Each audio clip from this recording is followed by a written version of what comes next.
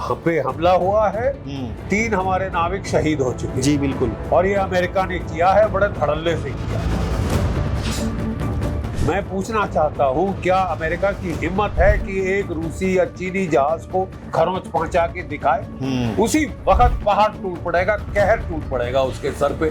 आप हमारे लोग मार रहे हैं, मर्डर कर रहे हैं, और आप वो कह रहे हो कि साहब हमको चुपचाप बैठ के सहना चाहिए। Having a fight with Iran, उसको आप पीट नहीं पा रहे। आपको एक अच्छी बड़ी सॉफ्ट टारगेट मिल गई है, भारतीय जहाजें ठोके जाओ, कुछ नहीं करेंगे, चेंचे भी नहीं करेंगे। दुनिया जग जाहिर है कि तुम पिट गए। तो कोई 50 दिन पहले से ये G20 पूरे साल चलता रहा ड्रामा।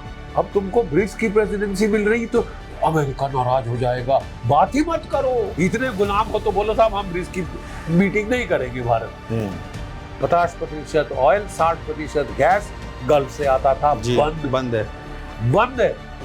ठीक है, रूस से लेना शुरू करें तो डोनाल्ड ट्रंप कूद के कह रहे हैं 500% टैरिफ लगाऊंगा।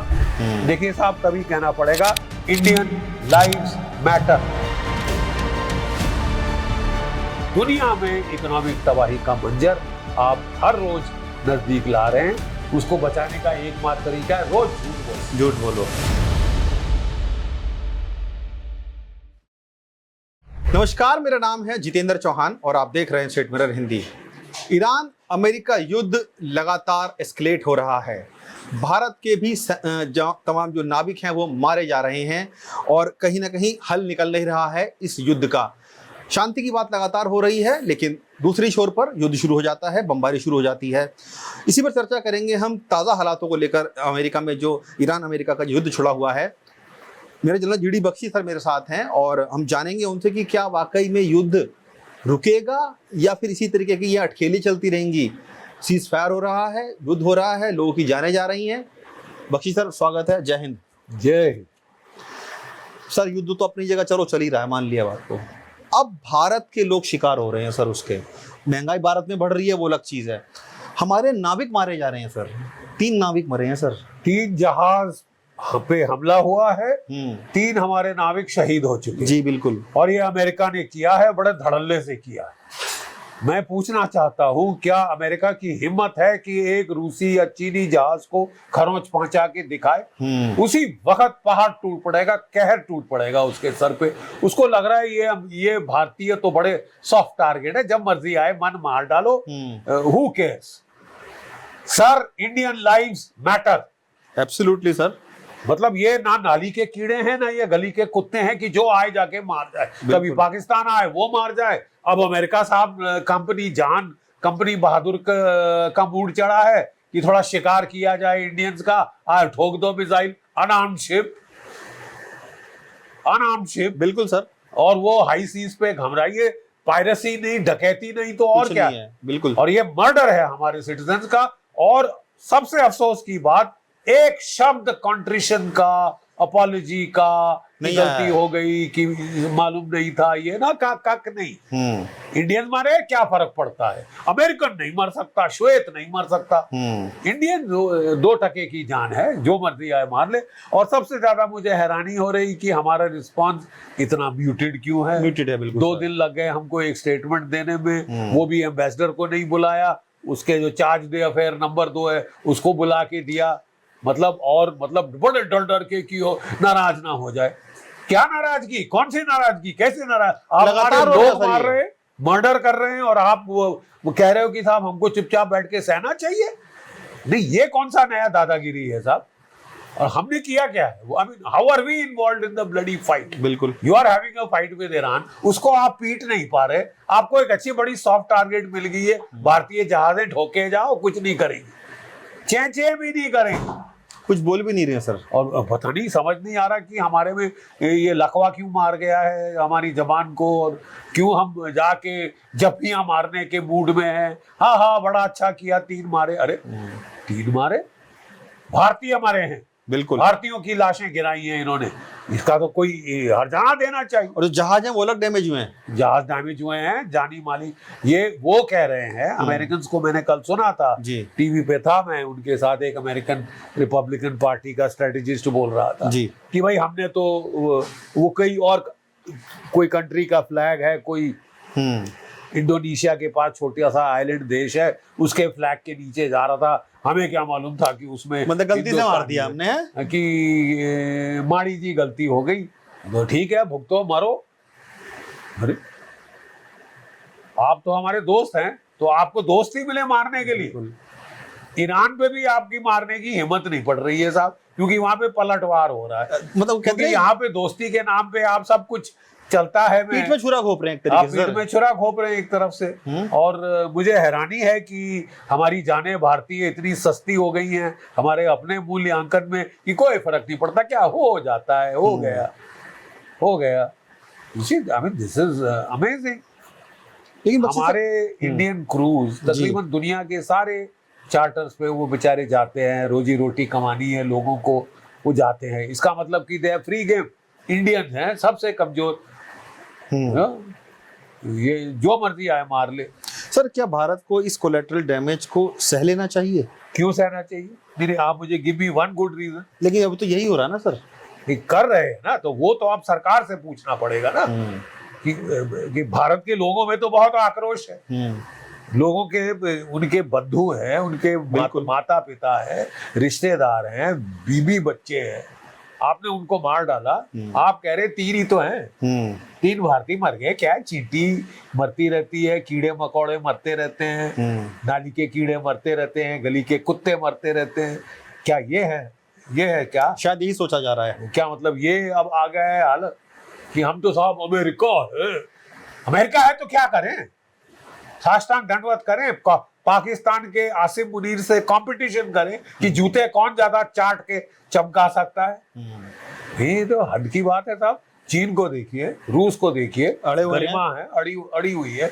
ईरान को देखिए, हालत खस्ता कर दी है। नॉर्थ कोरिया को देखिए, मतलब इनको भाषा ही ये समझ आती है। सर बहुत लंबा टाइम हो गया है, 28 फरवरी को युद्ध शुरू हुआ था सर, ये हम जून में 106 दिन हो गए हैं भाई, जून में है सर अभी। 106 दिन गिन लो। और 39 या 40 बार ट्रम्प साहब ने ये बोला कि युद्ध रुक गया है, सीज फायर हो गया है, फिर उसका शुरू हो जाता है। देखिए साहब, सर आपका असेसमेंट मैं जानना चाहता हूं। मेरी असेसमेंट ये है कि डोनाल्ड ट्रम्प साहब मार्केट्स को ठंडा करने के लिए वो घबराते हैं कि मार्केट्स जो है डाउन हुई तो उनकी इकोनॉमी खतरे में है। ठीक है साहब, इन्फ्लेशन चढ़ी, उनकी इकोनॉमी खतरे में है। पेट्रोल की कीमतें चढ़ी, उनकी नौकरी खतरे में। ठीक है साहब, 5 से 6 डॉलर प्रति गैलन हो गई है, जहां $2 प्रति गैलन थी युद्ध के पहले। औसतन $4.50 है औसतन, और कई स्टेट्स में 5, कई स्टेट में $6 पे तेल की कीमत पहुंच रही है। मिड टर्म इलेक्शन सर पे आ गई, तो वो नया नाटक है। भी स्टॉक हो गई 1 इंच दूर, 2.5 इंच दूर, रोजाना ये बात है, रोजाना ये, और अगले दिन हमला कर देते। ये तो मतलब मार्केट्स का चार्ली बनाना, दुनिया का चार्ली बनाना, सबका बेवकूफ बनाना, और अपनी मतलब उल्लू सीधा करना कि पी स्टॉक ई स्टॉक हमने करनी नहीं है, कुछ नहीं करना है, अपनी मर्जी से आप बोले जा रहे हैं। ईरान कह रहा साहब हमने तो नहीं पी स्टॉक के लिए माना, जो शर्तें आपने लगाई हमको मंजूर नहीं है। हर बार उसने सर काउंटर किया है कि हमारे पास अभी कोई ऐसा मसौदा नहीं आया है, ना ही कोई पी स्टॉक हुई है।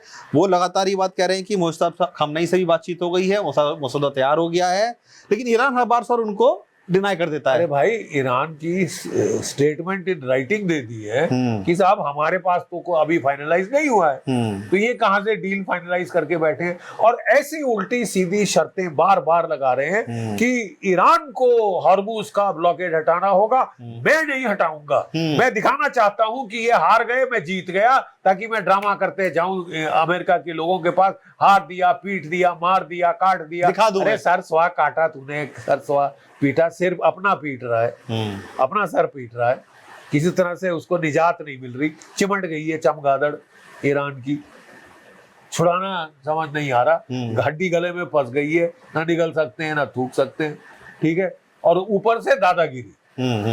एक तो दुनिया जग जाहिर है कि तुम पिट गए, पिट गए हो दो टूक शब्दों में। बिल्कुल। और आप दिखाना चाहते हो कि मैं साहब इतना चतुर हूं कि मैं डिफीट को भी इनटू विक्ट्री कन्वर्ट कर दूंगा अपनी चतुराई से, अपनी ट्रूथ सोशल की ट्वीट से मैं हारे हुई लड़ाई को जिता दूंगा। सर लेकिन इसमें एक चीज ये भी है कि सर ईरान बहुत संभल कर अपनी बात को बोल रहा है सर, कोई भी उसमें एग्रेशन नजर नहीं आता उनकी बातों में। जो भी उनके प्रवक्ता हैं या विदेश मंत्री हैं वो बड़े भद्र भाषा में बोल रहे हैं, बहुत संभल कर, गलौज पे नहीं आए ट्रम्प जैसे। और ट्रम्प को भी कह रहे हैं जरा जबान संभाल के बात करो सर। मैं ऐसे मस्ट का इस्तेमाल मत करो, हम तुम्हारे बाप के नौकर नहीं, हम कॉलोनी नहीं है, बिल्कुल हम अमेरिका की कॉलोनी नहीं है और ना बनेगी, मर जाएंगे लेकिन आपकी कॉलोनी नहीं बनेगी, ठीक है। तो ये मस्ट डू दिस जरा करना बंद कर दो। आजाद देश से बात कर रहे हो तुम, कोई हक नहीं तुम्हें चुनने का कि हमारी कौन सी सरकार होगी कौन सी नहीं होगी, वो अधिकार ईरान के लोगों का है। सर आप आर्मी कमांडर रहे हैं, आपने बड़ा लंबा समय सेना में दिया है और युद्ध भी कई देखे हैं सर। 71 में जब पाकिस्तान का सरेंडर भी हुआ था उस टाइम भी आपके जहन में सर अच्छी यादें हैं। फौज में थे आप। सर क्या आपको लगता है कि जब दो देशों के बीच में इस तरह की चीजें होती हैं, जब भारत पाकिस्तान के बीच में हुआ, सरेंडर करवा दिया, हल्ला बहुत हुआ सर, लेकिन अभी जो चल रहा है सर, ट्रम्प साहब जिस तरीके से अपनी बातों को बोल रहे हैं, क्या ये सिर्फ वाकई में सरेंडर की जो बातें कही जा रही है वो पुख्ता नजर आती है, सिर्फ पब्लिसिटी स्टंट नजर आता है आपको कि अपने को बचाने के लिए, अपनी जान बचाने के लिए अपने मुंह में मिट्ठू हो रहे हैं? नहीं, अब वही बात है ना साहब, परसों रात तक कह रहे थे कि कल ईरान की तबाही तय है, दे शुड हैव क्या कहते हैं, done the deal faster, now they will pay for it, ये होगा वो होगा, मैं इंफ्रास्ट्रक्चर, पुल, यातायात सब उड़ा दूंगा, तबाह कर दूंगा, ये कर दूंगा। रात के बीच में सुबह उठते ही बोलते हैं मैंने सारे स्ट्राइक्स रोक दिए हैं, अब पीस डील हो ही गई है। और 24 घंटे बाद भी खुश है, खमैनी भी का बेटा भी खुश है, मैं भी खुश हूँ, सारे खुश हैं। वहां पे ईरान ने बोल दिया हमारे पास तो कोई ऐसी डील आई नहीं था, ये पता नहीं कहाँ की बहकी बातें करते हैं, अब क्या रात को विस्की कहते हैं, मैं तो पीता नहीं हूँ कह रहे, ठीक है। तो फिर ये तो बहकी बातें है ना साहब। ईरान कह रहा है नहीं साहब कुछ नहीं हुआ, कुछ नहीं हुआ, बिल्कुल। आप कह रहे हैं सब फाइनल, सब सील। आप सिर्फ इसलिए बकवास कर रहे हैं कि आपने देखा कि जहां आपने हमले की बात दोबारा शुरू करी, तबाही मच गई स्टॉक मार्केट में, बिल्कुल। ऑयल की कीमत ऐसे जाने लगी। मिड टर्म इलेक्शन आ रही है, ये कह रहे हैं I don't care. Republican party के जो नुमाइंदे जो इलेक्शन के लिए खड़े कह रहे हैं सर वी केयर, हेलो हम भी हैं इधर, बिल्कुल वी केयर। ये कह रहे हैं इन्फ्लेशन मेरे को बड़ा अच्छा लगता है, कीमतें ऊपर जाए मेरे को बड़ा अच्छा सर, ये बयान आया था उनकी तरफ से, ये बयान आया था। और वहां अमेरिका के लोगों का हमें नहीं लगता साहब, आपको लगता होगा क्योंकि आप तो बड़े पैसे कमा रहे हैं, आपके बेटे पैसे कमा रहे हैं। क्या ये सर आपको लगता है कि ये सोच समझ कर उन्होंने बयान दिया कि मुझे इन्फ्लेशन पसंद आती है, क्योंकि अमेरिका में जिस तरीके से इन्फ्लेशन बढ़ी हुई है और सब जानते हैं कि वो स्टॉक मार्केट को किस तरह मैनिपुलेट करते हैं, क्या ये उसके स्टॉक मार्केट को मैनिपुलेट करके व्यक्तिगत पैसे भी कमा रहे हैं, ये भी कहा जा रहा है। अब ये कोई चीज है साहब एक राष्ट्रपति बिल्कुल करने की, उसकी फैमिली के करने की? बिजनेसमैन है ना सर, बिजनेसमैन तो साहब फिर आप मत बनिए प्रेसिडेंट, बिजनेस करिए ना, but you can't be a businessman president. ऐसे अनिश, आपको लगता है कि जो उन्होंने बात बोली कि मुझे इन्फ्लेशन पसंद है, चाहे वो वर्ल्ड की ही क्यों ना हो, दैट मींस कि उनकी मानसिकता इस तरह की है कि हाँ इन्फ्लेशन बढ़ेगी तो कहीं ना कहीं मेरा डॉलर मजबूत होगा, कहीं ना कहीं मैं पैसे कमा लूंगा, बिल्कुल ठीक है, मेरा व्यक्तिगत मेरा लाभ होगा ऐसा। Then this is called conflict of interest. और इनको तो सवाल पूछे जा रहे हैं ना। मैंने कल अमेरिकन टीवी एक पॉडकास्ट देख रहा था, तो वो जो महिला थी अमेरिकन, वो तो इनको उसने धो दिया।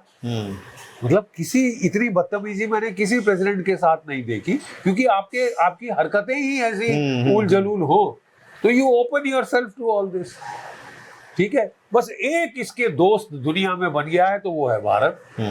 भारत ने देखा कि सब लोग लात मार रहे हैं, सब कह रहे हैं भाड़ में जाओ, चूल्हे में जाओ, अगर मैं दोस्ती दिखाऊंगा तो हाँ कितना मेरा। अबे तुम्हारे जहाज 3 पे हमले कर दिए, तुम्हारे 3 नाविक मार दिए, और क्या चाहिए। अपने वो मर्सिनरी भेज रहा है कुकी लैंड में तमाशे करने, वहां पे हमारी वो ड्रोन्स चलाने की सिखलाई दे रहे हैं, यूक्रेन से इंस्ट्रक्टर ला रहे हैं कि मारो भारत की फौज। और हम कह रहे हैं इससे अच्छा कोई दोस्त ना था और न कभी है ना। हो क्या गया है यार? भय किस बात का है, चिंता किस बात? तुम न्यूक्लियर पावर हो यार, तुम ब्रिक्स के प्रेसिडेंट हो भाई। जब G20 था तो कोई 50 दिन पहले से ये G20 पूरे साल पूरे साल चलता रहा ड्रामा। अब तुमको ब्रिक्स की प्रेसिडेंसी मिल रही तो अमेरिका नाराज हो जाएगा, बात ही मत करो। इतने गुलाम हो तो बोलो साहब हम ब्रिक्स की मीटिंग नहीं करेंगे भारत। और लोगों ने आने से भी मना कर दिया, फॉरेन मिनिस्टर चीन के, और ये लोग आ भी नहीं रहे। गरिमा आपकी शान कम हो रही है। कुछ ब्रिक्स के लोग कह रहे हैं कि भाई आप ट्रोजन हॉर्स हो गया अमेरिका के, हम डी-डॉलराइजेशन की बात कर रहे हैं, आपकी नानी मरिया नहीं हो सकता, अमेरिका के इंटरेस्ट प्रोटेक्ट करने वाले आप हैं। अगर ये चलिए मान लेते हैं कि आपकी बड़ी दोस्ताना क्या याराना है? 50% तुम पे टैरिफ लगाया, बिल्कुल, फिर वो सुप्रीम कोर्ट ने 10% किया तो उसने 20% या कितने परसेंट और चढ़ा दिया है कि आप फोर्स्ड लेबर इस्तेमाल कर रहे हो। और कह रहा है कि अभी तुम जरा नए रास्ते निकाल रहे हैं, रूस से तेल खरीद के देखो, 500% टैरिफ लगाओगे। हमको बोला है कि $500 बिलियन निवेश करोगे। अरे हमारे फॉरेक्स रिजर्व जो $720 बिलियन वो 500 पे आ गए हैं। वो 500 जाके तुमको देंगे और हम करें ठन गोपाल। I don't understand। क्या सर आपको लगता है कि जो आप बात कह रहे हैं कि जो भारत का जो फॉरेक्स रिजर्व है, अमेरिका की ऐसी नीयत रहती है कि दूसरे देशों का फॉरेक्स रिजर्व हो या उनके खनिज संपदा हो या जो भी उस देश में अच्छी चीजें हैं उसको कैप्चर करना चाहता है? लूटो। कोई आपके बैंक में पैसे डाले, हजम कर जाओ। भाई रूस ने यूरोपीय बैंक में डाला, हजम। 250-300 बिलियन डॉलर के करीब है रूस का पैसा। जी जी जी। 80 बिलियन डॉलर के करीब ईरान का पैसा। ईरान कह रहा है पहले हमारे पैसे वापस करो, first show me the money. तो अभी अटकल लगाई जा रही है, खबर सुनी है, कहां तक सच कहां तक झूठ ये बात उठी थी सर। ये जानते हैं कि $3 बिलियन जहाज में भेजा कि भाई पैसे ले ले, फायरिंग बंद कर दे, पैसे ले ले, फायरिंग बंद कर। उन्होंने कहा कि तो आपकी तो बात का किसको विश्वास है? सही बात है। तू सुबह कुछ बोलता है, दोपहर को कुछ, शाम को कुछ। ट्रीटी साइन होती है, 5 लोग और देश उस पर साइन करते हैं, आप कहते हैं रद्द। सब बातचीत हो चुकी थी, ओबामा के टाइम बड़ी अच्छी ट्रीटी हो गई थी ईरान के साथ, न्यूक्लियर इशू खत्म करके जी। वहां से चैं पे किए नेतन्याहू साहब कि साहब मैं तो चाहता हूं कि इनके मिसाइल भी हटाओ, इसके पास सेल्फ डिफेंस का कुछ होना ही नहीं चाहिए, ताकि जब मेरा मूड आए कि मैं बम्बिंग करूं, जैसे कि मैं गाजा पे करता हूं, मैं चाहता हूं कि ऐसे सारे जो नॉन इजराइल के नेबर हैं वो उसकी क्या कहते हैं ठोकर की चोट पे जिए कि जब मर्जी आ जाके बॉम्बिंग करो, ये करो, कोई डिफेंस नहीं करना। डिफेंस क्यों कर रहा है?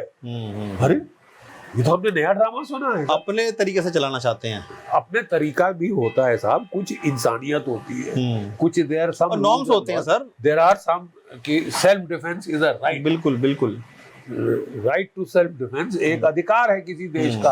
आप हमले पे हमले करे जा रहे हो, आप कह रहे हो कि तेरे पास पलटवार करने के लिए मिसाइल क्यों है? ये मिसाइल ना हो तो मैं रोज हर आए दिन ये हमला करेगा। बिल्कुल, अगर वो मिसाइल ना हो, हर आए दिन ये ईरान पे चढ़ा रहेगा, लाखों लोग मार डालेगा, जैसे इसने गाजा में किया जैसे। तो सर ईरान इजराइल का अब क्या रोल रह जाता है? क्योंकि हमने देखा कि ट्रम्प साहब की बातचीत हुई, जब दोबारा बमबारी उन्होंने की, वहां पर अटैक किया इजराइल ने, ट्रम्प साहब कड़ी फटकार लगाई। ऐसा कहा जाता है कि नेतन्याहू साहब को फोन लगाया और उन्होंने कहा कि तुम्हें मैं बचा रहा हूं, नहीं तो तुम जेल में होते।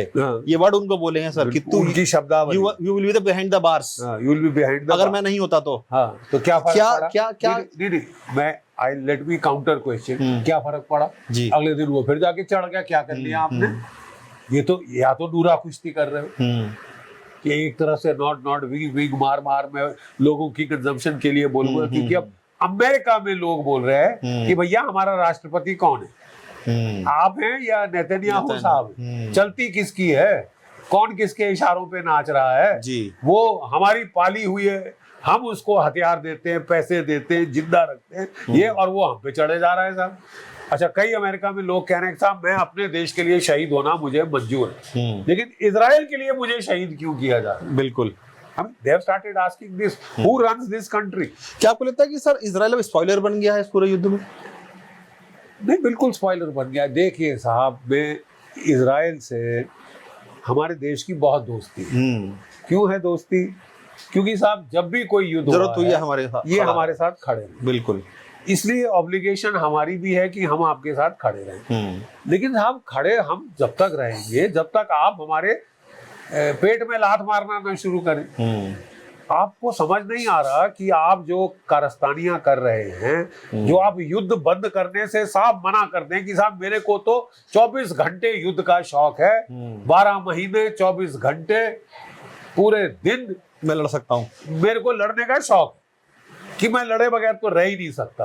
अब साहब देखिए, जब हमास ने इन पे वो बड़ा घृणित हत्याकांड किया था 2023 में 7 अक्टूबर 2023, बच्चे ही बहुत मारे गए थे। इनके 1200 नागरिक बच्चे मार डाले, औरतों का बलात्कार किया। सारी दुनिया ने कोसा, सारी दुनिया आपके साथ, बिल्कुल whole wide world, specially India आपके साथ। यहाँ तक कि जब लड़ाई शुरू होने के एक दिन पहले हमारे प्रधानमंत्री आपके पास गए, बिकॉज गए थे। सबका अंदाज था कि भाई छोटा युद्ध होगा, खत्म हो जाएगा, जो इनको करना है ये कर लेंगे, चोट पहुंचा देंगे और खत्म, लड़ाई खत्म।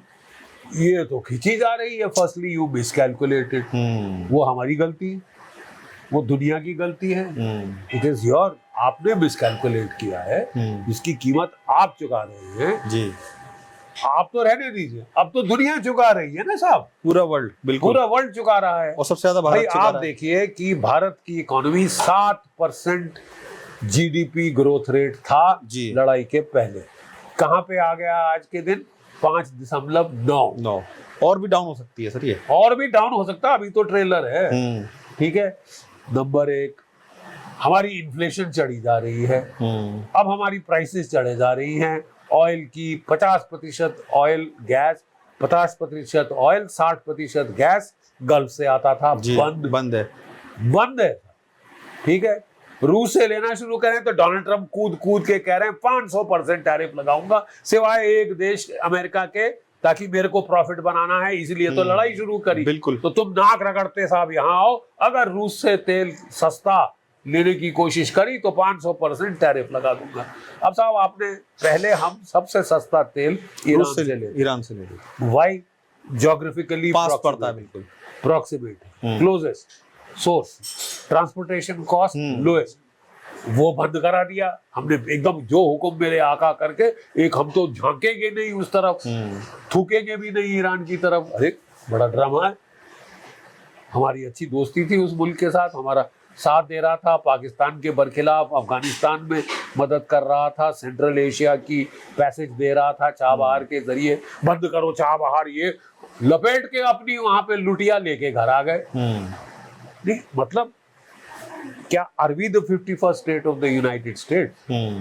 अगर हो गए तो साहब हमको बता दीजिए। बिल्कुल ना? बिल्कुल बिल्कुल, हमको भी पता हो जाए कि अब हम तिरंगे को सलाम नहीं आप चाहते कि हम करें, आप सर। लेकिन जिस तरीके से अभी मार्को रूबियो साहब यहाँ भारत आए थे और भारत के विदेश मंत्री जयशंकर साहब भी जब वो ज्वाइंट अपना स्टेटमेंट दे रहे थे, तो उन्होंने बड़ा क्लियर कट बोला था कि जिस तरीके से अमेरिका अपने हितों को लेकर अपनी बात रखता है, अपनी बात अपने देश के हितों की बात करता है, इस तरह भारत भी करता है। मुझे बहुत खुशी हुई, लेकिन सर वो दिखाई तो नहीं दे रहा ना सर अभी। तो वही तो मैं कह रहा हूँ, मुझे तो बहुत खुशी हुई थी ये जब बोला था ये सुनकर। लेकिन आज जब कुछ करने का मौका आया है तो हमें ऐसी चुप्पी दिख रही है जैसे कि कोई सांप सूंघ गया हो।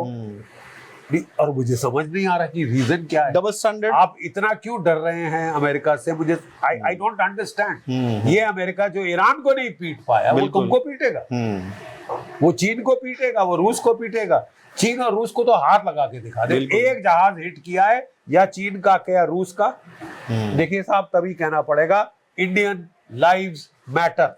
एब्सोल्युटली। भारतीय जाने चवन्नी में फेंकने की नहीं।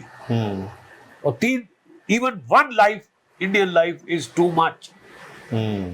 वैसे हम इतना बड़ा अभियान चलाते हैं, भारतीयों को बाहर निकाल रहे हैं, ये कर रहे हैं, किस लिए करते हैं? उनकी जानें बचाने के लिए। यहाँ वो शरेआम मार रहा है, आपका मुंह नहीं खोल। बिल्कुल। मुंह नहीं खुल रहा कि नाराज हो जाएगा। नाराज हो जाएगा तो जाए भाड़ में, जहन्नुम में जाए। अपनी जिंदगी हमारे देश के लोगों की ज्यादा जरूरी है। ज्यादा जरूरी है, बिल्कुल कर्तव्य है। मैं समझता हूँ हम सबका कि अपने नागरिकों की बिल्कुल उनका बचाव करें। This is getting to be too much. और आप कहते हैं आप हमारे दोस्त हैं, but who responsible sir for this? Who is responsible? देखिए साहब, एक कहावत है अंग्रेजी में, if you insist on being a doormat then you will be treated like one. बिल्कुल। आप डोरमैट है क्या भारत? जैसा चाहोगे इतना वैसा। महान देश, इतना सब कुछ, हर फैसला अमेरिका से आएगा। Su-57 जहाज खरीदने हैं नहीं खरीदने, अमेरिका डिसाइड करेगा। तो आजादी किस चीज की मिली हमें भाई? पेट्रोल कहाँ से, तेल कहाँ से खरीदना है, अमेरिका आके बताएगा। उनकी वाइस प्रेसिडेंट आ रही है, वेनेजुएला हमारे बाप की जागीर है, कहाँ से तुम तेल खरीदोगे ताकि पैसा हमको आए। कभी कभी ऐसा लगता है कि क्या कहते हैं सर कि भारत का जो लोकतंत्र है वो शायद वहां से गाइड हो रहा है, क्या ऐसा लगता है? नहीं, अब सिचुएशन जैसी बनी हुई है। मुझे पूर्ण विश्वास है कि हम इतने नहीं गिर गए हैं। और सरकार अगर कुछ सहम रही है तो मेरे को लगता है कि वो सहम रही है कि हमारे बहुत सारे लोगों की रोजी रोटी अमेरिका के व्यापार से चलती है। हमारे जो James and jewellery sector, leather sector, textile sector, कितनी सारी मास एम्प्लॉयमेंट सेक्टर ये फंसे। लेकिन साहब क्या ये आज फंसे हैं? ये फंसे भी तो 1.5-2 साल हो गया है। बिल्कुल। अब तक का हमको अल्टरनेटिव मार्केट्स नहीं ढूंढ पाए। यूरोप में यूरोप के लोग तंग आके उन्होंने अमेरिका से कहा जाओ भाड़ में, नहीं सुनेंगे तुम्हारे। नेटो तक खत्म होने की बात आ गई। नेटो तक खत्म होने की बात आ गई। आपको ये समय दिखा मोहब्बत जताने का कि कौन सी मोहब्बत, कैसी मोहब्बत? ये मार्को रूबियो आता है, पहले कहाँ जाता है? पाकिस्तान में। ये ना पाकिस्तान तो छोड़ो, ये हमारे भारत में कलकत्ता जाते हैं। वहाँ पे वो सिस्टर्स ऑफ चैरिटी, मर्सी वगैरह जो भी है, उनको वो वहां से आने के पहले धमकी दे के आता है अखबार में कि रिलीजियस फ्रीडम भारत में नहीं है। अबे तुम्हारे है, हमारे हिंदू मंदिरों पे हमले हो रहे हैं। सही बात है। तुम्हारे है रिलीजियस फ्रीडम, आप हमले कर रहे हो, सिखों पे हमले कर रहे हो, हमारे मंदिरों के ऊपर उल जलूल ग्राफिटी वहां पे आ रही है, अटैक्स हो रहे हैं भारतीयों के ऊपर। ठीक है, अब कहना पड़ेगा कि इंडियन लाइव्स मैटर। बिल्कुल। सर एक सवाल मेरा नेतन्याहू साहब को लेकर, इजराइल को लेकर है। लगातार जो बात हो रही है कि सर युद्ध तो चल ही रहा है, नेतन्याहू साहब लगातार ये बात कह रहे हैं जब तक मैं उनके परमाणु ठिकाने बिल्कुल खत्म नहीं कर दूंगा तब तक शांत नहीं बैठूंगा, और चाहे मुझे कोई भी प्राइस पे करना पड़े उसके लिए। ऐसा है साहब, क्या ये पॉसिबल नजर आता है आपको? मिलिट्री रियलिटी ये है कि अमेरिका के बगैर आप इजराइल जो है ईरान को अकेले तबाह किसी कोने से नहीं कर सकता। आपकी रीच ही नहीं है। आपको चाहिए रिफ्यूलर एयरक्राफ्ट, आपको चाहिए पूरा अमेरिकन स्पेस कमांड का satellite support, intelligence support, ISR support, सारी जो third missile, patriot missile America के आके इजराइल के बचाव के लिए आ रहे हैं। आप 2 दिन नहीं लड़ सकते अमेरिका के बगैर। और अमेरिका को अगर चाबी कसनी है तो कोई प्रेसिडेंट अमेरिका का वो ऐसी तैसी कर सकता है, लेकिन वो डरते करता नहीं है कि भाई मैं अगली इलेक्शन नहीं जीत पाऊंगा। ज्यूइश लॉबी मेरे को एक नया पैसा टका नहीं देगी। सारी मीडिया उनके पास, ज्यूइश लॉबी कंट्रोल्ड। ठीक है, तो प्रॉब्लम ये है कि अब आप फैसला कर लें कि आप एक आजाद मुल्क हैं कि भाई who is the master, who is the number 2, number 1 number 2 का फैसला अभी तक नहीं हो पाया। बिल्कुल। वो कहते मैंने धमका दिया, मैंने डांट दिया, मैंने ये कर दिया, डांट पिलाई अच्छी। वो अगले दिन बिल्कुल वही कहता है जो उसने कहा था कि मत करो। तो मतलब, और अब मुझे देखिए, वही मैं अपने इजरायली दोस्तों को कहना चाहता हूँ जी कि भाई आप गलती पे गलती मत मिलाओ। हो गई गलती, सबसे हो जाती है, नोबडी इज इनफैलिबल। आपने मिसकैलकुलेट किया ईरान की फौजी ताकत, मिसाइल ताकत को लेकर, वो आपके लिए नुकसानदेह, अननेसेसरी हो रहा है सर, नुकसानदेह साबित हुआ है। तो अब ये कैसी ईगो की मैं तो लड़े जाऊंगा, मेरे लोगों को मार पड़ रही, सबको मार पड़ रही बेवजह, आपका नुकसान हो रहा है, लेकिन मैं तो लड़े जाऊंगा। क्या आपको लगता है सर कि जो ट्रम्प और नेतन्याहू साहब के बीच में थोड़ा सा रिफ्ट हुआ था फोन पे, जो चर्चाएं हुई थी, क्या उसका बैड इम्पैक्ट पड़ा सर इस युद्ध पे सर, दोनों के बीच में? क्या अब वो क्या असली में रिफ्ट था या नूरा कुश्ती थी, ये तो वक्त ही बताएगा। या एक प्रोपेगेंडा था?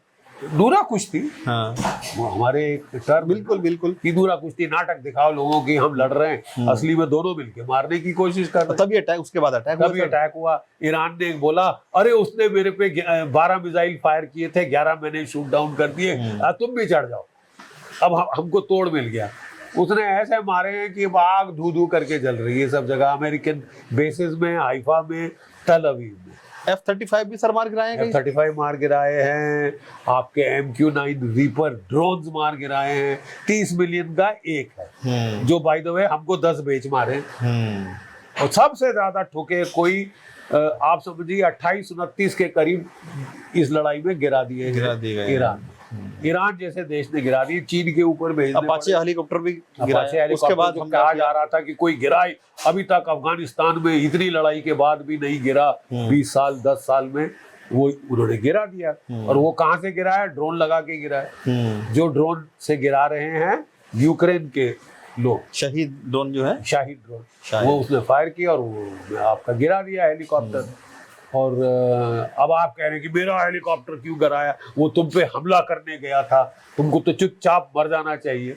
ये मुझे लॉजिक नहीं समझ आया कि मैंने हमला के लिए ड्रोन भेजा, तूने मार क्यों गिराया मेरा भाई? जो अपनी आत्मरक्षा भी ना करे, आत्मरक्षा भी नहीं करना अलाउड। अमेरिका हमला कर रहा है, हथियार डाउन कर दो, ये कर दो, ऐसा कर, जैसे ऊपर से कोई सोना चांदी गिरा रहे हैं आप, लूट लो आके। देखिए साहब, ये मुझे एक चीज पे बहुत अफसोस होता है जी, कि भाई अगर देश लड़ते हैं तो लड़ते हैं वो किसी अपने नेशनल इंटरेस्ट की वजह से लड़ते हैं, ठीक है।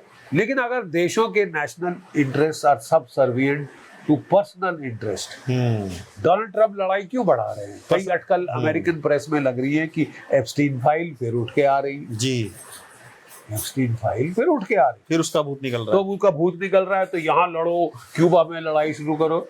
अब यार तू पूर्ण रूप से पागल हो गया है क्या? पागल कुत्ते ने काट रखा है कि यहाँ भी लड़ाई, वहां भी लड़ाई, चारों तरफ यहाँ भी लड़ाई। मतलब वो हमारे कहते हैं जब कुत्ता पागल हो जाता है तो हर किसी जो सामने आए खुद ही काट लेगा, उसको काट लो। ये तो ये हाल हो गया।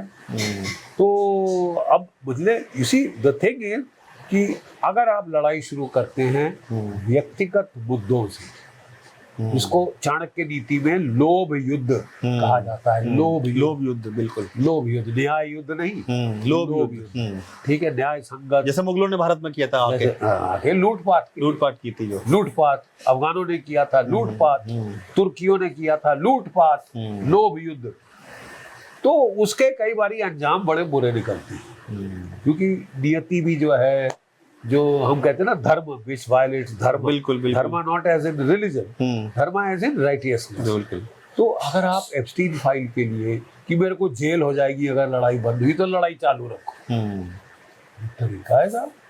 एप्स्टीन से बचने के लिए लगातार पुश किए जा रहे हैं, युद्ध किए जाओ। और सोचा था कि इजराइल ने इनको कन्विंस कर दिया, अरे बड़ा आसान है साहब, बस यूं चुटकी का मामला है, सिर्फ आओ और ख्याति हासिल कर लो, वाहवाही होगी, डोनाल्ड ट्रम्प विजेता, सिकंदर आजम, चंगेज खान के बाद 13 नंबर है, वो धरे के धरी रह गई। 48 दिन में खत्म करने की बात है, 48 घंटे में जो खत्म करने की बात कर रही थी, वो 48 घंटे, 48 दिन क्या, 106 दिन हो गए था, बिल्कुल। और कहीं अंत नहीं नजर आ रहा। फिर आप बोले जा रहे हैं कि बस उसने भी साइन कर दिया है, मैं भी साइन करने वाला हूँ, यूरोप में पहुंच के साइन कर दूंगा। ये आज बयान दिया, रास्ते में है, मैं पहुंच रहा हूँ, पहुंचते ही मैं वहां साइन कर दूंगा। दूसरे ने बोला हेलो, मैंने तो अप्रूव नहीं करी ड्राफ्ट, ना मेरे पास कुछ आया, ना मेरे पास आपने कुछ भेजा, आप किस मतलब या चरस है या गांजा है, क्या है? I don't understand. एक कह रहे हैं, राष्ट्रपति कह रहे हैं कि साहब डील पे मैं यूरोप में जाके साइन कर रहा हूँ, मतलब एक दिन के बाद, MOU, मेमोरेंडम ऑफ अंडरस्टैंडिंग, ठीक है। और दूसरा साइड कह रही है कि हमने तो नहीं अप्रूव किया, अभी है उसमें हमको डाउट। जैसे हमारे कहते हैं ना देश में सर सूखा नशा करके कोई बैठा रहता है तो ध्यान नहीं रहता उसको, जैसे भांग पी लेते हैं तो बहुत दिन तक वो वही खाता रहता है। नहीं अब साहब ये वैसे तो हंसी आती है, हाँ, लेकिन अब तो रोने की बात आ गई ना सर। हाँ, बिल्कुल जो दुनिया की आपने इकोनॉमिक तबाही कर मारी, जी बिल्कुल। ठीक है, और मुझे तो लगता है कि जो कुदरत है जिसको आपने तेल जला जला कर आप क्लाइमेट चेंज का नाश करना चाहते हैं, बिल्कुल बिल्कुल, एनवायरनमेंट का नाश करना चाहते हैं, ग्लोबल टेम्परेचर बढ़ रहा है। आपके मार्को रूबियो आए तो अच्छा है, लोगों ने उनको घुमाया, ताजमहल में बिठा दिया दोपहर के 12 बजे 46 डिग्री सेंटीग्रेड में, वो तपते टेबल पे पानी आनी छिड़का होगा किसी ने, वो याद है ना वो सेंटर वाला।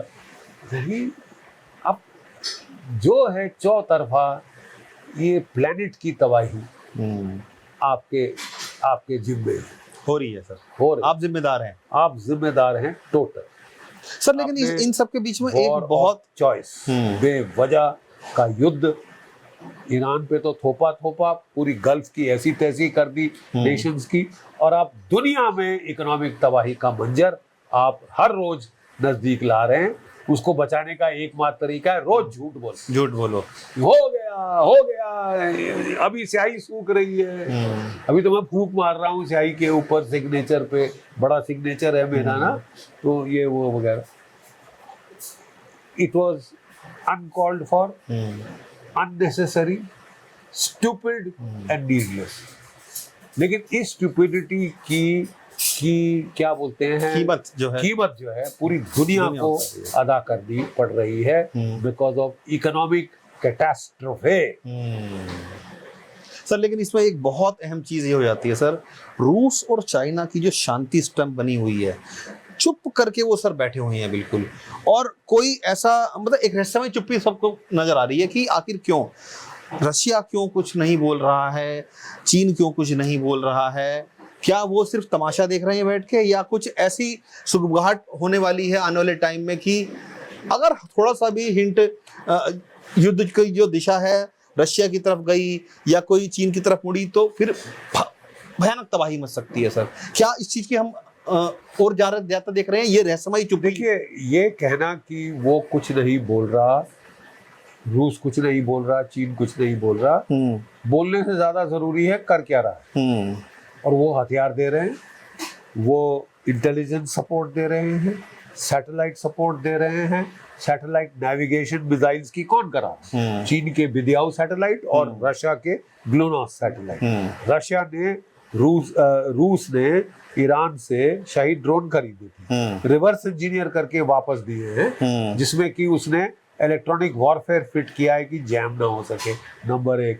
नंबर 2, उसने जो है वहां पे ग्लोनास, जीपीएस के बदले ग्लोनास लगा कि जीपीएस तो अमेरिका जैम कर सकता है, स्विच ऑफ कर सकता है, स्पूफ कर सकता है, गलत कर सकता है, आपके सब मिसाइल बर्बाद जाएंगे। उसने अपना ग्लोनास लगा के दे दिया। उसको रोक पाना मुश्किल हो रहा है।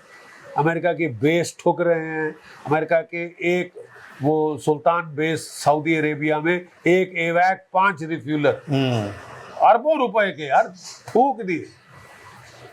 6 जहाज फूके थे एक एयरफील्ड, खुले में पाक थे, और ड्रोन आए, किसने पकड़ा उन जहाजों को? सर लेकिन रूस के सैटेलाइट, चीन के सैटेलाइट। सर ये इसको हम इस तरीके से क्या समझ सकते हैं कि जिस तरीके से रूस और चीन मदद कर रहे हैं ईरान में, कहीं ना कहीं वो अमेरिका को और भड़का रहे हैं या इस युद्ध को भड़काने का काम कर रहे हैं, क्योंकि अगर ये लोग सपोर्ट नहीं करते तो शायद अमेरिका अपने अटैक से उनको सबोटाज कर चुका होता अब तक। और तो शायद मतलब नहीं, हमारा कहना क्या कि अमेरिका की खुशी के लिए the world should have state back. हाँ, मार लो साहब, ध्वस्त कर दो, तेल कब्जा कर लो और बोलो मैं बादशाह। वो कल तुम्हारे सर पे चढ़ता, अब कम से कम चोट लगी, आईना दिखा रहे हैं कहीं ना कहीं, आईना तो कहीं से दिख गया है ना, ठीक है। और अगर आप यूक्रेन को हथियार दे सकते हो रूस के बरखिलाफ, यूक्रेन को इंटेलिजेंस दे सकते हो रूस के बरखिलाफ, satellite support, satellite guidance, targeting data, वो सब रूस के बरखिलाफ दे रहे हैं, तो वो भी टिट फॉर टैट कर रहे हैं, क्यों ना करें?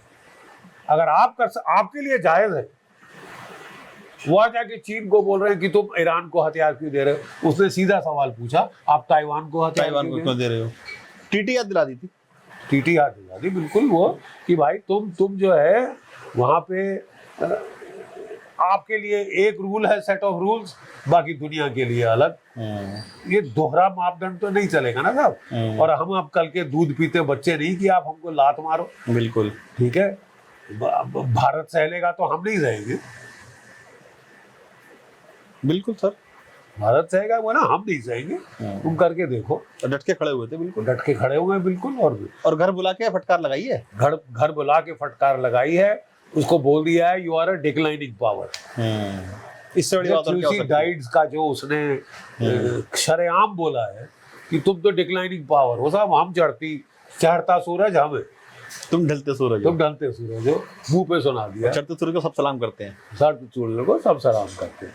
तो देखिए साहब, ये ताकत की ही इज्जत की जाती है। सर ताकत की आप बात कर रहे हैं, मेरे एक चंद सवाल और हैं आपसे सर। हमने देखा कि इस मिडल ईस्ट के वॉर में सर मॉडर्न वॉरफेयर सबसे ज़्यादा देखने में आई। ड्रोन्स टेक्नोलॉजी देखी गई, मिसाइल टेक्नोलॉजी देखी गई। भारत भी सर देखा जाए तो दो फ्रंट पर सर कहीं ना कहीं दुश्मनों से घिरा हुआ है। क्या भारत भी स्टैंड करता है उस मॉडर्न वॉरफेयर में, अगर खुदा न खास्ता आगे चल के कभी ऐसी चीजें हो जाएं? एक तरफ पाकिस्तान है, एक तरफ चीन है, बांग्लादेश भी एक तरीके से तैयार हो रहा है सर। क्या इन तीनों फ्रंट पर भारत अपने आप को मजबूत करके बैठा है? मॉडर्न वॉरफेयर सिस्टम की अगर मैं बात करूं खास तौर से, तो भारत कहाँ स्टैंड कर रहा है सर? देखिए, काफी कुछ हमने हासिल कर लिया है। आपने देखा, वो कहते हैं proof of the pudding is in the eating. Yes, operation Sindoor के दौरान हम अच्छी तरह से, जो कि नॉन कॉन्टैक्ट वॉरफेयर है, बहुत जबरदस्त हमारा प्रदर्शन रहा, अच्छा प्रदर्शन रहा। क्यों? क्योंकि जस्ट इन टाइम हमने राफाल खरीद लिए थे, just in time S-400 3 batteries खरीद ली थी। थैंक गॉड एक और आ गई है, 5वीं आ रही है। ठीक है, और उसके बाद हमारा एयर डिफेंस और भी पुख्ता और तगड़ा हो जाए। ठीक है, ये जस्ट इन टाइम परचेजेस है।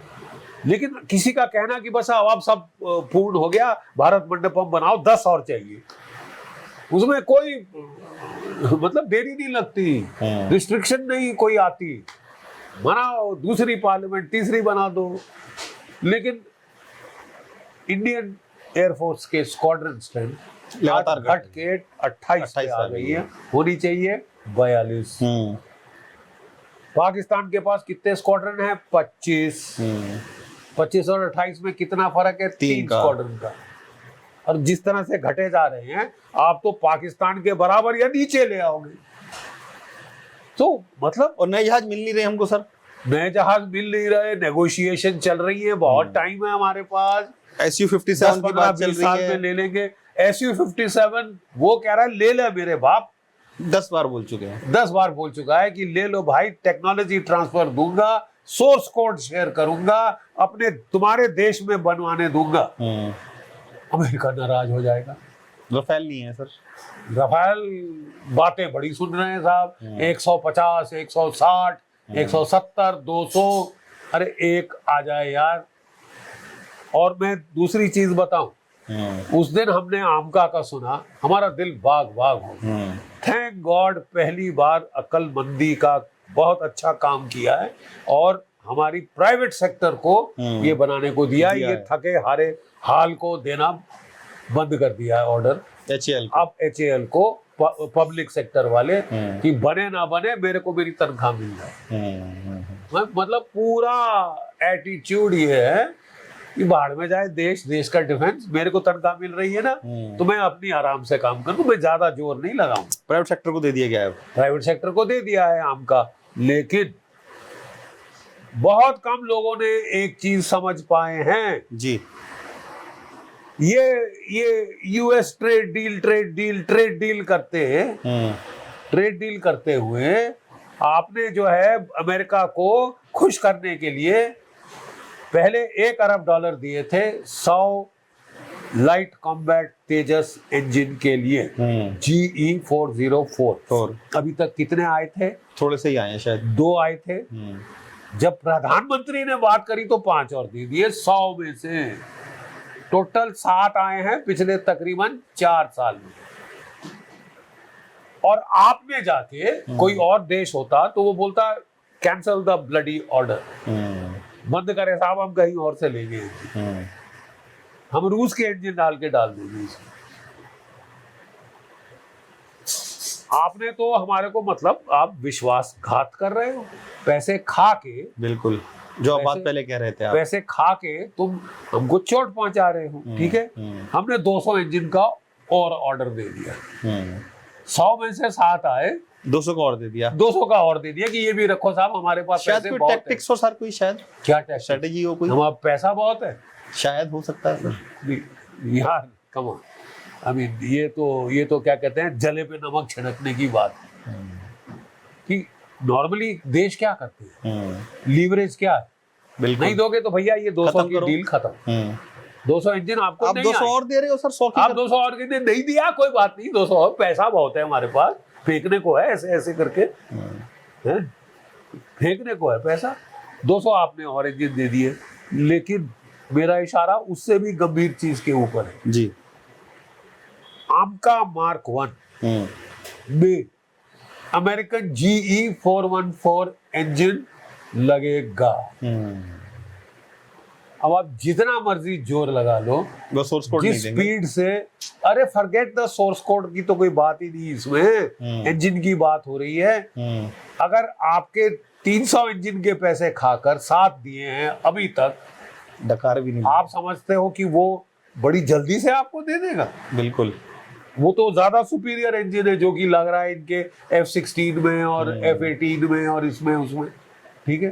तो वो जो इंजन है वो आपको अगर नहीं दिया, आपका आमका ठप।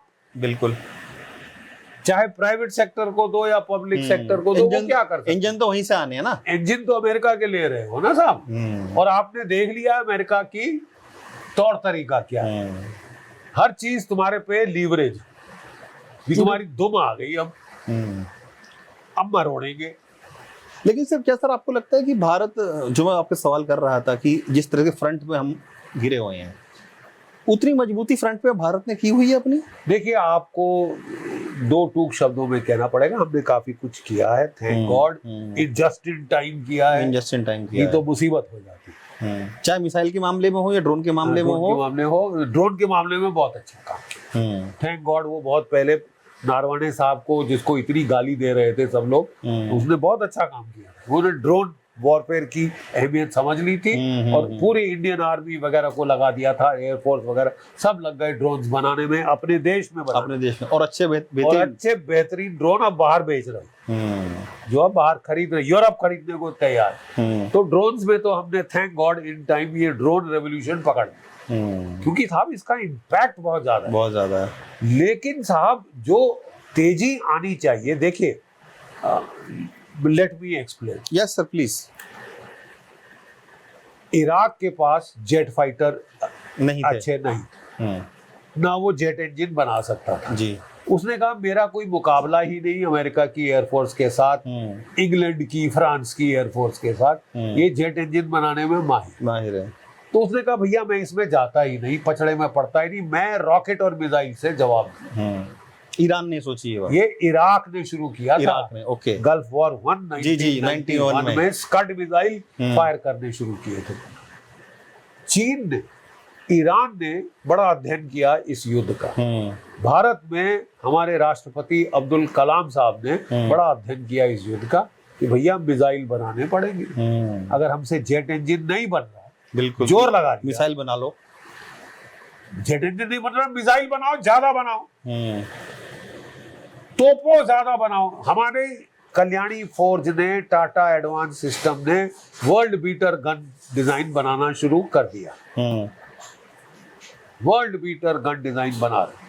हमारे देश में तोप का इजाद हुआ है जो कि 48 किलोमीटर फायर करती है, 5 राउंड पर मिनट फायर करती है तोप, जबकि अमेरिका की बराबरी की गन 45 किलोमीटर फायर करती है, 3 राउंड पर मिनट फायर करती है। तो मैं कह रहा था कि जब इराक ने देखा कि भाई मैं जेट फाइटर में मुकाबला नहीं कर सकता जी, जेट बॉम्बर में मुकाबला नहीं कर सकता, मैं जेट इंजन नहीं बना सकता, न चीन बना सकता है अच्छे, न भारत बना सकता है अच्छे, न इजिप्ट, न इराक, ये सारे देश नहीं बना सकते।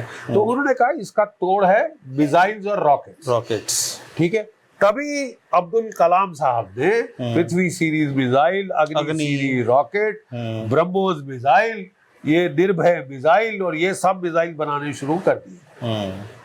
आकाश मिसाइल भी उनका उस टाइम की देन है। Defence system, integrated guided missile programme IGMP जो था वो उनके टाइम में हुआ और आज फ्रक्टिफाई हो गया। हमारे ब्रह्मोस ने कहर डाल दिया था। बिल्कुल, ये ऑपरेशन सिंदूर के दौरान बिल्कुल बिल्कुल one of the main bloody hitting power was the BrahMos. फिर हमने फ्रांस से स्पाइस क्रूज मिसाइल ले लिए थे राफाल पे, जो जाके जिन्होंने ये लश्कर तोयबा का लाहौर में पर खच्चे उड़ाए थे, वो जो उनका कैंप था जो उनका। और फिर हमारे जो ब्रह्मोस क्रूज मिसाइल थे उन्होंने उनके एयर बेसिस के परखच्चे उड़ाए और ये इसके परखच्चे उड़ाए। तो अब हमको देखना है कि भैया जब आपसे नहीं बन रहा जेट इंजन, एडी चोटी का जोर लगा लिया, ये जो आपका कावेरी इंजन था 80 किलो न्यूटन का बना, चाहिए 110 से 120 किलो न्यूटन का, तो 80 किलो न्यूटन का फिर लाके हमारे ड्रोन में ही फिट होगा साहब। ठीक है, इतना जोर लगाया, करोड़ों लगाए, नहीं बन पाया।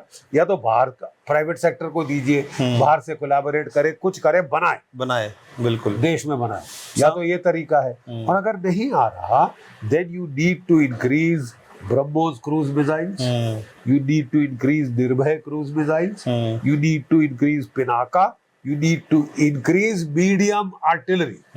अब मीडियम आर्टिलरी में इतनी बढ़िया गन बन गई तो हमारी आर्टिलरी डिपार्टमेंट जो है उसने बोला नहीं साहब ये गन बहुत भारी है, हमको 14-15 टन की चाहिए थी। आप ब्यूटी कंपटीशन में जा रहे हैं कि वजन ज्यादा है लड़की के? क्या क्या क्या नॉनसेंस है।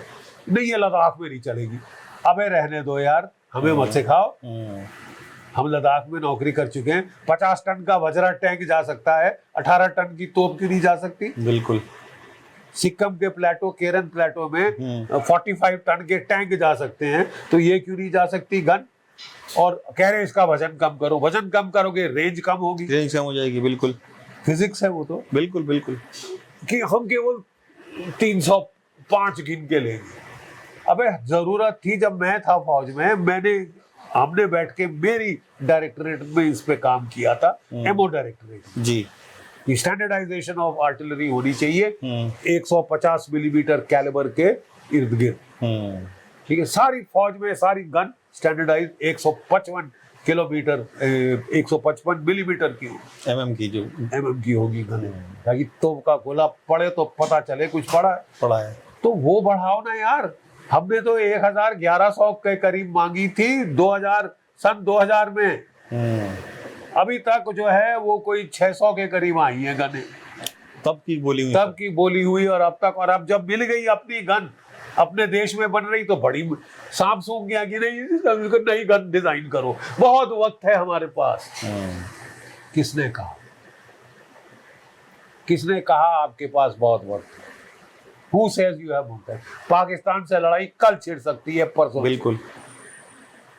जो हालत है चल रही है, are you in any position to exploit a situation in POK for example? कि नहीं जी 10 साल के बाद लड़ाई की तैयारी हो जाएगी तब। POK में जिस तरीके से लगातार हम देख रहे हैं, तो कल लड़ना पड़ जाए आप। बिल्कुल, कल लड़ना पड़ जाए।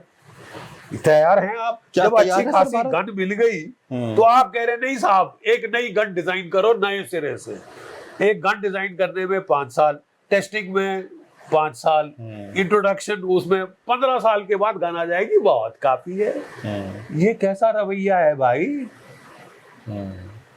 ये तो हम फौज में देख के हैरान हो गए। इस वक्त अर्जेंसी होनी चाहिए कि जल्द से जल्द फायर पावर बढ़ाओ। सर मैं यही आपसे पूछने वाला था, मेरा अंतिम सवाल आपसे सर है ये, भारत को सबसे ज्यादा अभी किस तरह के वेपन्स की जरूरत है कि जो हमें अगले 1 साल के अंदर या 6 महीने के अंदर? आपको फायर पावर चाहिए, क्योंकि अगर एयर पावर बराबर नहीं पड़ रही, आपको मिसाइल्स, रॉकेट्स, ड्रोन्स और तोपों से कॉम्पेंसेट करना होगा। Please understand that. अगर इनमें देरी आ रही तो हम ये तो नहीं कह सकते कि हम पाकिस्तान प्लीज अभी हम तैयार नहीं है यार, 15 साल कल आ जाना। कल नहीं, 15 साल बाद आना यार, तो हमको थोड़ा टाइम लगेगा। बड़े आराम से हम काम करते हैं ना साहब, वो ये तो थक जाएंगे हमारे पब्लिक सेक्टर वाले हैं, इनके तनख्वाह इनको इतनी मिलती है। सर जैसे हम देखते हैं आईसीबीएम हो जाता है, आईसीबीएम हो गई, क्रूज मिसाइल्स हो गई, तरह तरह की मिसाइल्स हैं सर। क्या भारत सर सब में कैपेबल है? सब भारत के पास है? थोड़ा सा अगर बता आपके सके पास तो। पृथ्वी टैक्टिकल मिसाइल्स हैं, ठीक है, टैक्टिकल बैलिस्टिक मिसाइल, आपके पास अग्नि 1 2 3 5 6 भी आ गए। इंटर कॉन्टिनेंटल बैलिस्टिक मिसाइल भी आपका जो अग्नि 6 है वो तकरीबन तैयार है, ठीक है। अभी बोला हाल फिलहाल में उसने। हाँ, हाल फिलहाल में उसके ज्यादा बात नहीं कर रहे, लेकिन जिसके मैं रेंज समझता 10,000 से हूँ कि ऊपर हो सकती है। वो तैयार है, और वो दुनिया के किसी भी कोने को ठोक सकता है, किसी भी कोने को ठोक सकता है, ठीक है। और हमारे सैटेलाइट हैं, सैटेलाइट किलर वेपन्स हैं, दुश्मन के सैटेलाइट मार गिरा सकते हैं।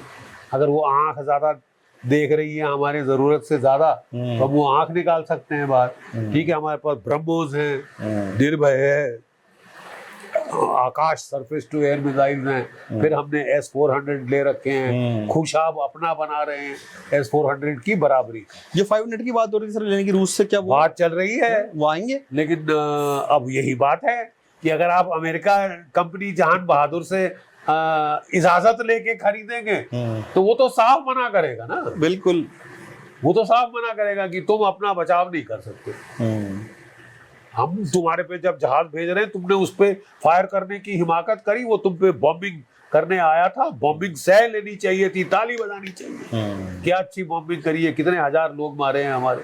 खैर भारत की युद्ध छिड़ता तो बात की बात है, लेकिन सर मेरा आखिरी सवाल है, क्या युद्ध रुक रहा है? आपको नजर आ रहा है ईरान अमेरिका? फिलहाल के लिए रोकना पड़ेगा डोनाल्ड ट्रंप को, इलेक्शन पड़ेगा या रोकना ही पड़ेगा? रोकना ही पड़ेगा, क्योंकि डोनाल्ड ट्रंप को इलेक्शन जीतनी है। लेकिन इलेक्शन जो भी रिजल्ट उसको मिले हार जीत का, उसके बाद ये फिर दोबारा शुरू कर सकते हैं, ये फिर दोबारा पनप सकता, कोई भरोसा नहीं। अंतर नजर नहीं आता है, अंतर नजर नहीं आ रहा। अंत तो मेरे को किसी कोने से नजर नहीं आ रहा।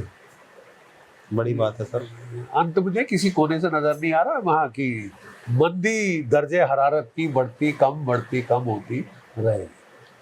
शुक्र सर हमसे बात करने के लिए। मेरे जो जीडी बख्शी सर थे और बहुत सारी जानकारियां शेयर की हैं इन्होंने, लेकिन बड़ी बात यह है कि भारत शायद अपने जो वैल्यू है उसको कहीं डाउन कर रहा है या झुक रहा है। जिस तरीके से हॉर्मुज में भारतीय नाविकों पर हमला किया गया, 3 नाविक मारे भी गए हैं, उसको लेकर भी सरकार का रुख बहुत ज़्यादा अच्छा नहीं रहा है, सिर्फ आक्रामक नहीं रहा है।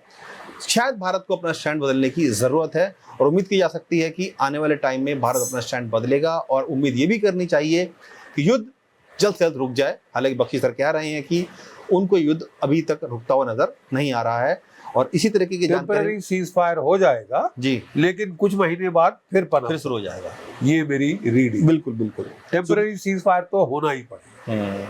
टेम्पररी सीज फायर हो जाएगा, लेकिन सर वो एक समाधान नहीं बनेगा, परमानेंट समाधान नहीं बनेगा। बख्शी सर थे और उम्मीद करेंगे कि आप लोगों को ये इंटरव्यू पसंद आए। अपना कमेंट हमें ज़रूर कीजिएगा और जुड़े रहिए स्टेट मिरर के साथ।